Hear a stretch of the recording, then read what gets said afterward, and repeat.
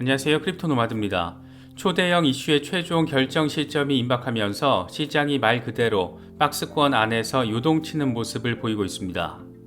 그래도 다행스러운 것은 비트코인이 44,000달러 위에서 자리를 하려고 노력하고 있다는 게 포착되고 있기 때문인데, 비트코인 현물 ETF 승인 기대감이 최고조에 다다르면서 나름의 반등 모멘텀이 나와주는 것으로 바라볼 수가 있습니다.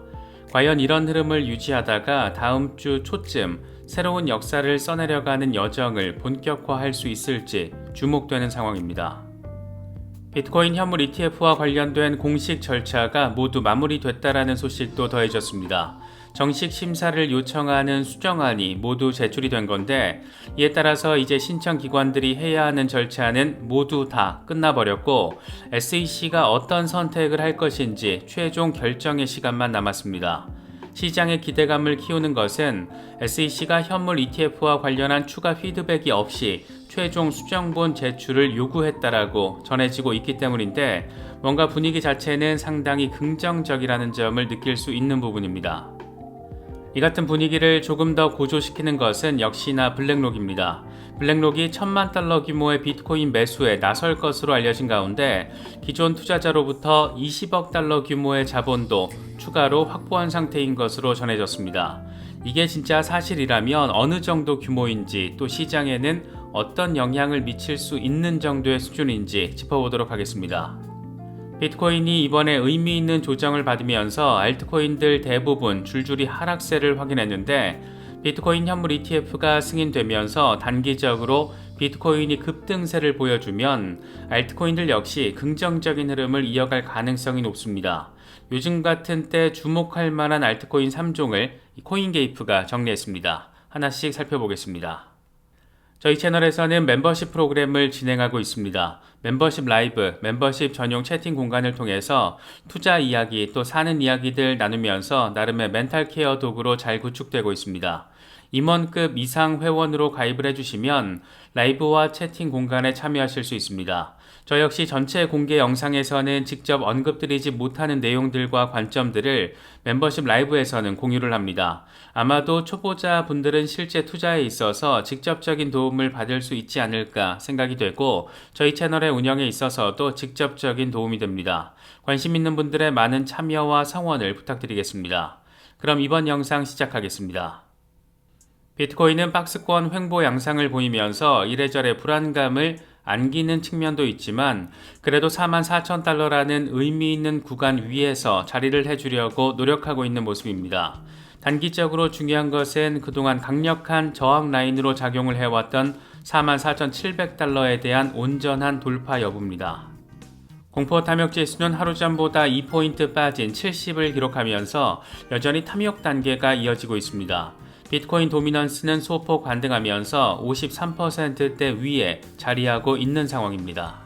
현재 비트코인의 흐름과 관련해서 코인텔레그래프의 기고가 라케시 우페드히에는 황소들은 저항선인 44,700달러 위로 가격을 끌어올려서 포지션을 강화하려고 할 건데, 이게 성공하면 5만 달러에서 5만 2천 달러까지 랠리를 시작할 수 있다. 반면 곰 세력이 강력히 저항할 경우 4만 달러 후퇴, 이후에는 37,980달러까지 하락폭이 확대될 수 있다라고 분석했습니다. 또 다른 분석가 렉트캐피탈은 비트코인 일간 차트를 공유하면서 상단 저항선을 성공적으로 돌파 리테스트를 했고, 기술적으로 바라보면 가격은 추세를 지속할 수 있는 위치에 자리하고 있다라고 진단했습니다. 이제 여기서부터 벌어질 일들이 뭔지를 이야기해 주는 것이다. 이렇게 말을 하면서 45,000달러 위로 순조롭게 돌파해낼 가능성이 더 높다라는 점에 방점을 찍었습니다. 기술적인 분석도 중요하지만 사실 지금 단계에서는 비트코인 현물 ETF라는 이슈적인 상황이 훨씬 더 중요하고 강력한 영향을 미치고 있지 않나 생각됩니다. 일단 상황은 순조로운 모습입니다. 블랙록과 그레이스케일, 바네크 등 11개 비트코인 현물 ETF 신청 기관들 모두 정식 심사를 요청하는 신청서 19B4를 모두 제출한 것으로 확인됐습니다. SEC가 5일까지 제출하라고 요청한 것에 대해서 날짜 딱 맞춰서 죄다 제출을 한 것이고, 이로써 신청 기관들이 해야 하는 일은 공식적으로는 마무리가 됐습니다. 이제 SEC는 제출된 수정안에 대한 심사를 벌여서 다음 주에 승인 여부를 결정하게 됩니다. 블룸버그는 업계 관계자 멘트를 인용하면서 SEC 직원이 비트코인 현물 ETF 신청 서류와 관련해서는 더 이상의 피드백이 없었다라고 보도했습니다. 다만 모든 SEC 직원들이 모든 신청사와 관련해서 아무런 피드백을 받지 않은 것은 불분명하다, 이런 점도 함께 덧붙였습니다. 여기서 핵심은, 그러니까 피드백을 받지 않았다는 것은 SEC가 추가로 뭔가를 요청하거나 질문을 때리지 않았다는 것이고, 정식 심사 요청서까지 싹 다 제출됐기 때문에 SEC 위원들은 이제 거래 규칙 제출과 관련한 투표를 진행하게 됩니다. 블룸버그는 이런 서류들이 다 통과되면 ETF는 다음 영업일부터 거래가 가능하다, 비트코인 현물 ETF 신청사들의 주요 장애물이 제거가 됐다라고 평가했습니다. 이런 상황에서 시장의 주목도를 높이고 있는 것은 역시나 블랙록입니다. 블랙록이 드디어 $10,000,000 규모의 비트코인 매집에 나선다라는 소식인데, 앞서 블랙록은 증권신고서 S1 수정안 최종본을 제출하면서 현지 시간으로 1월 3일에 비트코인 $10,000,000 규모에 대한 매수 단행 계획과 자금 출처를 공개했습니다. 예정대로라면 1월 3일에 매수가 단행됐어야 했는데 모든 규제 절차 준수를 위해서 1월 5일로 연기가 됐다라고 합니다. 다시 말해서 앞서 짚어본 정식 심사 요청서 제출까지 마무리를 하고 본격적인 매집에 나서게 된 것이다, 이렇게 정리할 수 있는 상황입니다. 이 같은 상황을 더 재미있게 만드는 것은 블랙록이 비트코인 현물 ETF와 관련해서 기존 투자자들로부터 $20억 규모의 자본을 확보했다라는 소식도 함께 더해졌기 때문입니다. 더 블록의 편집장인 팀 코플랜드는 블랙록이 비트코인 현물 ETF 전환을 원하는 기존 비트코인 투자자들로부터 $20억 규모의 자본을 확보한 상태라는 정보를 들었다. 이건 바네크의 디지털 자산 연구 책임자 매튜 시겔이 업계 관계자를 통해서 들은 내용인데 사실 여부를 보장할 수는 없다라고 말했습니다. 이와 관련해서 블룸버그의 에릭 발추나스는 이런 내용을 나는 들어본 적은 없지만 이게 진짜 사실이라면 $20억 것은 ETF와 관련한 모든 기록, 첫 거래일부터 주간 거래량 등 모든 기록을 경신할 수 있는 규모다, 이렇게 평가했습니다. 뭔가 흥미로운 상황들이 물밑에서 진행되고 있는 게 아닐까, 그런 생각을 갖기에 충분한 그런 부분입니다. ETF 전문 기업인 ETF 스토어의 CEO 네이트 제라스의 경우에는 2024년은 비트코인 ETF를 중심으로 흘러갈 것이다. 비트코인 현물 ETF는 이전의 모든 ETF 관련 기록을 뛰어넘을 것으로 전망한다. 블랙록, 피델리티, 인베스트코 등 대형 자산 운용사들은 사소한 기회를 쫓는 사업은 하지 않는다. ETF 성공을 위해서 이들은 광범위한 준비 작업을 거쳤을 것이다. 특히 올해는 암호화폐 분야에서 기업들의 점유율에 변화가 생길 건데, 블랙록이 비트코인 현물 ETF 시장에 참여하는 것을 비롯해서 다양한 제품군, 적극적인 관리 등을 통해서 주요 역할을 담당할 것으로 예측한다, 이렇게 강조했습니다. 과연 언제 몇 개의 비트코인 현물 ETF가 승인될 것인가? 이게 지금 단계에서는 핵심 화두라고 할 수가 있는데, 이와 관련해서 블룸버그의 제임스 세이파트는 11개 비트코인 현물 ETF가 한꺼번에 승인될 것으로 보이지만 장담할 수 있는 건 아니다. 이 가운데 일부는 바로 출시 준비가 되지 않았을 수도 있다. 하지만 뭐든 곧 알게 될 것이다, 이렇게 설명했습니다. 비트코인 승인 결과를 대기하고 있는 미국의 자산 운용사 바네크의 경우에는 꽤나 의미 있는 결정을 내려서 주목받고 있습니다. 바네크는 비트코인 현물 ETF 수익의 5%를 비트코인 개발자에게 기부할 계획이라고 밝혔습니다. 그러면서 바네크는 이 시장에 비트코인 투어리스트, 그러니까 잠깐 거쳐가는 여행자로 들어온 게 아니다. 우리는 장기적으로 여기에 투자할 것이다. 이를 위해서 $10,000 기부와 ETF 수익 5% 기부 관련 서약서에 서명을 했다. ETF가 승인되면 수익의 5%를 최소 10년 동안 비영리 비트코인 연구 개발 단체 브링크에 기부할 계획이다, 이렇게 설명을 했습니다. 비트코인이 조정을 받으면서 알트코인들 역시 상당한 수준의 변동성을 보여주고 있는데, 암호화폐 미디어 코인게이프가 변동성 장세 속에서 주목할 만한 알트코인 3종을 선정했습니다. 알트코인의 변동성이 극대화하는 수준이라서 최적의 진입 시점을 선택하는 것이 중요해졌다, 이런 부분도 함께 설명을 하면서 첫 번째로는 폴리곤, 매틱을 선정했습니다. 최근 고점 1.1달러에서 하락해서 현재 0.83달러 부근에서 거래가 되고 있는데, 이더리움 레이어2 프로젝트로서 폴리곤은 보조금 지급 등 웹3 네트워크 활성화를 위한 노력을 키우고 있다, 이렇게 설명을 했습니다. 적절한 매수 타이밍으로는 피보나치 0.786 되돌림 수준인 0.8달러 부근을 제시했습니다. 두 번째로는 최근 2.1달러 최고가를 찍고 지속적인 하락세를 보이고 있는 아비트럼을 제시했는데, 하락세가 심화될 경우 1.3에서 1.4달러 지지라인까지 후퇴할 수 있다라며 관심을 가질만 하다라고 설명했습니다. 아비트럼을 선정한 배경으로는 네트워크에 스테이킹된 총 자산 가치 TVL이 레이어2 프로젝트 가운데 처음으로 100억 달러가 넘어섰다라는 점을 함께 제시했습니다.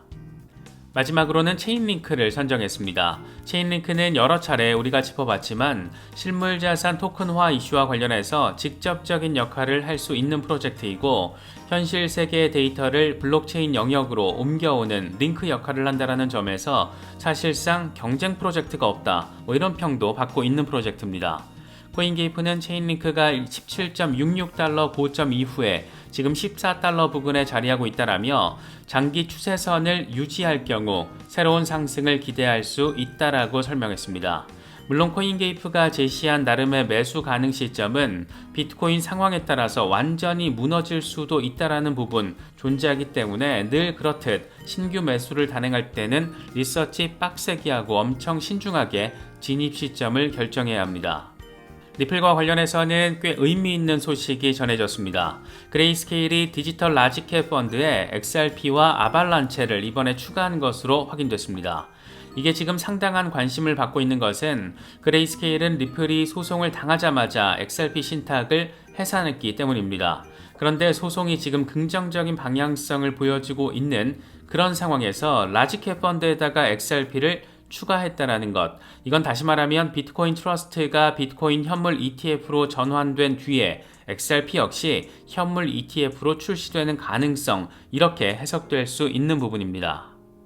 지금 현재 그레이스케일 디지털 라지캡 펀드에 담긴 종목들을 보면 비트코인이 69% 수준으로 가장 많고, 이어서 이더리움이 21% 비중으로 2위, 다음으로 솔라나, XRP, 에이다, 아발란체가 뒤를 잇고 있습니다. 그레이스케일이 XRP와 아발란체 이렇게 주목하고 있다라는 점, 그레이스케일은 비트코인 현물 ETF 전환 승인을 앞두고 있다라는 점, 이런 부분들 참고하시면 좋을 것 같습니다. 요즘 리플 XRP 시세는 참 아쉽게 느껴지지만 리플랩스가 추진하고 있는 비전적인 혁신은 여전히 전폭적입니다. 소송 리스크가 마무리된 이후 XRP에 대한 긍정적인 기대감을 갖기에 충분하지 않을까 생각되기도 하는데, 리플이 이번에 기업 확장의 목표를 1조 5천억 달러 규모의 IT 산업이라고 밝히면서 주목받고 있습니다. 리플은 최근 가트너 조사 결과를 보면 전 세계 IT 서비스 관련 지출은 1조 5천억 달러에 이를 것으로 예상되는데, 인재 확보에 어려움을 겪는 기업들은 글로벌 인력을 활용하기 위해서 해외 진출 기회를 모색하고 있다. 이에 따라서 국경 간 결제 수요도 증가하고 있지만 전통 결제 시스템의 느린 속도와 비싼 비용, 불투명한 거래 문제는 블록체인 기반의 국경 간 결제의 필요성을 부각시키고 있다. 리플의 블록체인 기반 결제 솔루션인 리플 페이먼트는 3에서 5초 안에 결제가 이루어지고 사전 자금 조달 조건도 필요 없다.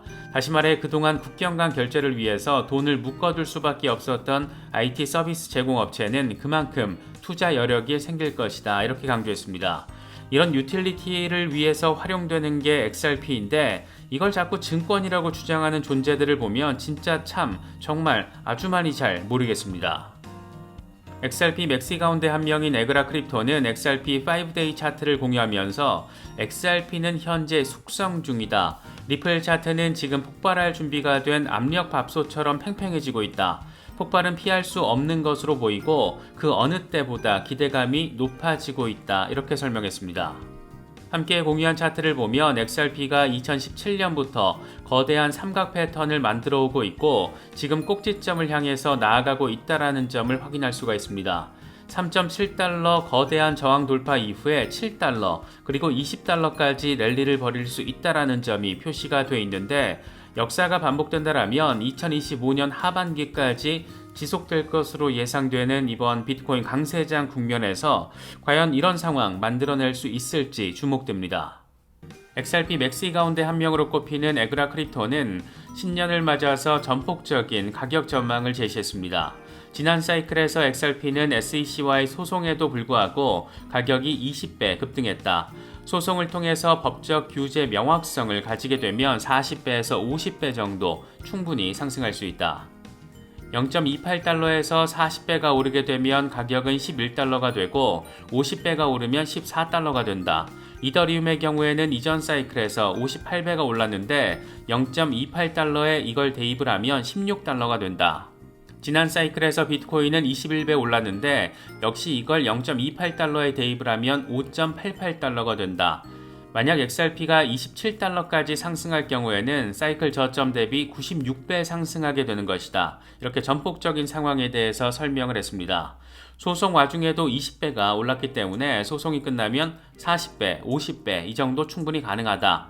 이게 머릿속으로는 잘 이해가 되는데 역시나 문제는 소송이 언제 어떻게 마무리가 될 것인가, 이 변수가 여전하다라는 데 자리하고 있습니다.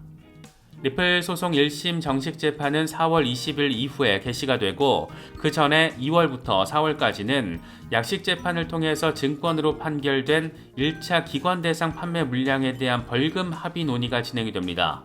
2월 12일에 합의 관련 브리핑이 진행이 되고 3월 13일에는 SEC의 브리핑, 한 달 뒤인 4월 12일에는 리플의 반박 브리핑, 그리고 4월 29일에는 이에 대한 SEC의 반대 의견 브리핑이 진행이 됩니다.